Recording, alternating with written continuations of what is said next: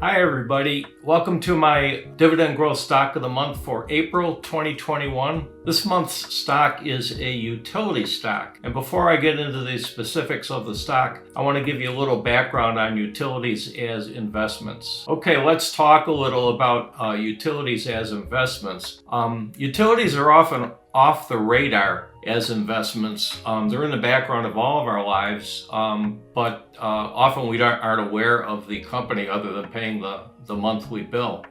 Utilities are not sexy stocks. They are not so-called story stocks. They're certainly not the latest and greatest, but they make excellent investments for dividend growth investors. And quite often, a selection of utilities will be found at the core of many dividend growth investor portfolios. Down at the bottom of the slide, we see why utilities are often great dividend growth investments. Number one, they provide strong, steady, and growing dividends. Number two, most of them are protected legal monopolies. They have little or no competition in their areas of service, which may be within a single state or may span across many states. And the companies have to deal with many sets of regulators, but they make it work. Number three, many states have what are known as constructive regulators, which means that the regulators which allow the utilities to set the rates for their service allow the companies to set their rates so that they make reasonable profit margins. It's those profit margins that allow the utilities to make the investments they need to make to provide the gas and electricity that we all use, and also to pay the dividends that they pay. Number four, the dividends are what are known as qualified dividends, which means that they are eligible for the lower tax rate that applies to qualified dividends. And number five, because of the constructive rate setting and the predictability of their businesses, many utilities have steady, predictable profits, and you rarely hear about a utility going out of business. Okay, with that background on utilities out of the way, let's turn to this month's stock selection, which is American Electric Power, ticker symbol AEP. What you see on the screen is AEP's dividend record, where I use the last column to score the various elements, and at the bottom I give a total score. Let's do a quick rundown of some of the lines in that table. First off, AEP's yield is 3.5%, which is a good yield. Many people consider the area between 2.5 and 5 or 3 and 6 to be the so-called sweet spot for dividend growth investing, and AEP is solidly in that range. Their consecutive dividend increase streak is 11 years, which is okay. That means that they did not increase their dividend during the Great Recession in 2008-2009, but they restored dividend increases in 2010, and they've been increasing their dividend ever since. Their raise for 2021 hasn't been announced yet. They announce their raise annually later in the year. Their 5-year dividend growth rate is 6% per year. I consider that fine for a stock that yields 3.5% to begin with. Their dividend growth trend is very steady. It's in the 5, 6, 7% range year after year since it started to restore its dividend increase streak back in 2010. The dividend safety score from Simply Safe Dividends is 81 out of 100. That puts it into the top tier of categories on SSD's rating scale, which means that they consider the dividend to be very safe and very unlikely to be cut. At the bottom, I get an overall dividend grade for American Electric Power of B, which is a very good grade. I always like to see companies that emphasize on their websites their dividend growth record, and so on. American Electric Power does that.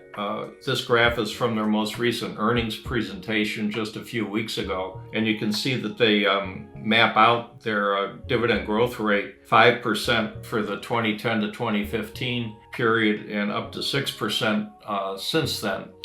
And while they needed to reintroduce a new streak of dividend growth, you can see at the right side there that the company has over 110 consecutive years of annual growth behind it. Again, matching what we saw early on, these companies are often old, they're in the background, taken for granted, but they've been doing this for years and they make ideal core holdings in many dividend growth portfolios. Okay, let's talk a little bit about AEP's business model and its quality. AEP was founded in 1906. It's headquartered in Columbus, Ohio, and it is an electric utility holding company.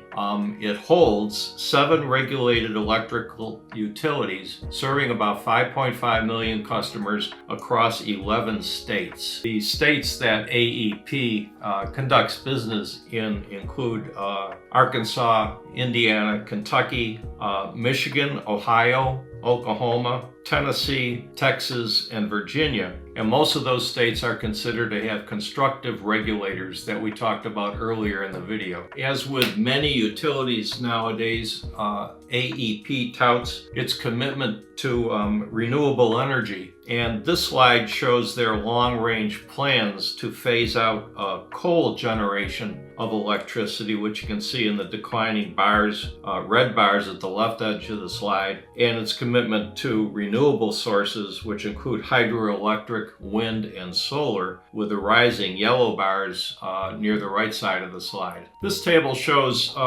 the business quality ratings that American Electric Power gets from various providers. Morningstar gives it a narrow moat rating, which is its second highest rating, and that is the best moat rating that Morningstar gives to utilities because they consider the regulatory aspect while providing business safety on the one hand. On the other hand, it also restricts how fast, say, a utility can grow and what activities it can participate in. AEP's credit rating is A-, which is a strong mid-level investment grade rating. The Value Line safety rank, which speaks to the stability of the company's business and generally to the stability of its stock price, is number 1 on a scale of 1 to 5. That is the highest rating that it gives on that scale. And Value Line's financial strength grading is A+, which is the second highest grade it gives on that scale. Overall, I give a very high B+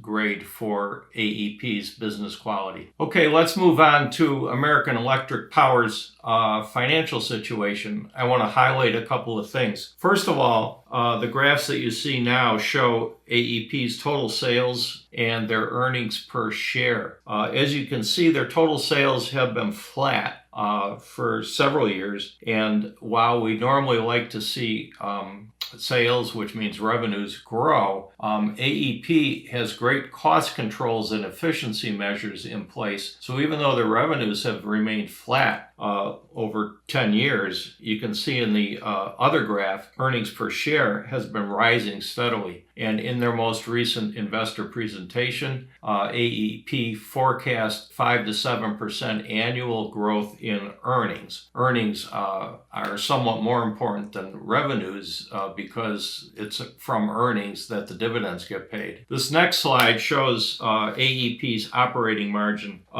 Typical operating margins for utilities are around 14%. And you can see that AEP consistently runs well above that. In the most recent fiscal year, it ran at 21%, which is a full 50% higher than that industry-wide average. Okay, this table summarizes AEP's overall financials.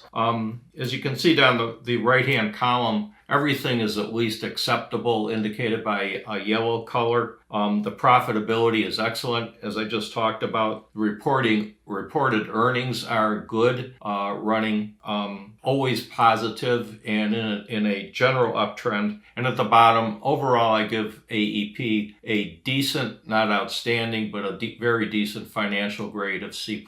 Okay, let's move on now to American Electric Power's valuation. In my last video, the mailbag video, I talked about my 4 models for valuation, so I'm not going to repeat that detail here.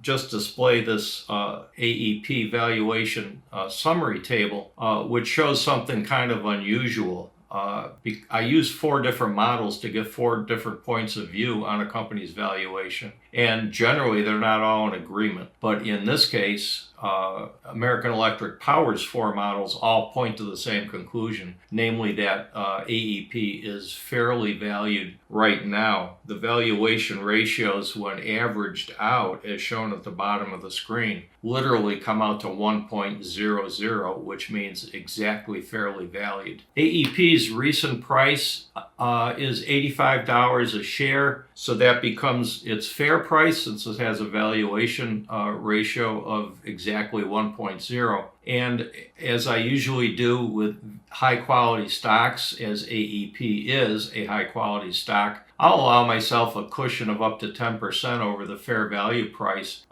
if I'm particularly interested in adding to that stock. So I would pay 10% more than $85, which calculates out to $94 a share. Okay, let's summarize what we've seen. American Electric Power is in the utility sector, and within the sector it's in the industry called electrical utilities.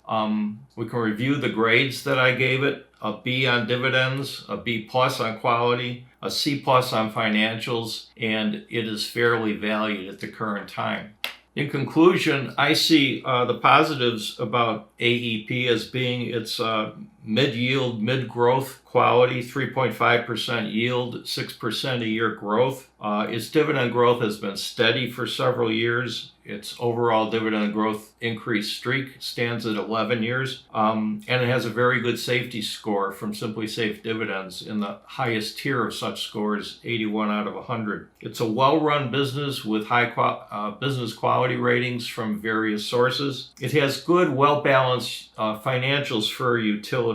It's always profitable, and its growth is projected at 5 to 7% a year. And finally, it's fairly valued. As to negatives, I don't really see any with this company. In fact, doing this review, I have a dividend reinvestment coming up in my own dividend growth portfolio in 2 to 3 weeks, and doing this article and video has caused me to put American Electric Power on my potential shopping list when I make that buy. We'll find out when we actually get there in a few weeks, but I'm seriously considering it. This looks like a very good company. Thanks, everybody, and I'll see you next time.